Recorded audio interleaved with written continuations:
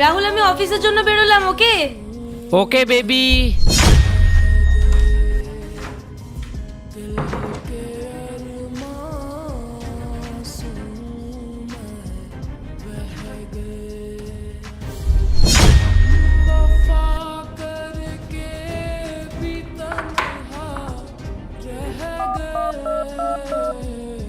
Hello Ishita. Ishita, Payel চলে গেছে, এখন শুধু তুমি আর আমি, তাও আবার একসাথে। একসাথে। তাড়াতাড়ি করে আমার বাড়িতে চলে এসো। দেখাচ্ছি আমি তোমায় মজা।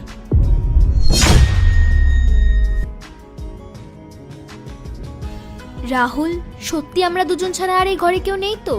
পায়েল সত্যি অফিস চলে গেছে তো? আরে বাবা, এই ঘরে তুমি আর আমি ছাড়া এখন কেউ নেই। আর পায়েল তো কখন চলে গেছে অফিসে। আর এমনিতে ওর সামনে কি আমরা সারপ্রাইজ দিতে পারবো? সারপ্রাইজ যদি ওর সামনে প্ল্যান করি তাহলে তো সারপ্রাইজ খারাপ হয়ে যাবে, তাই না? একদমই তাই।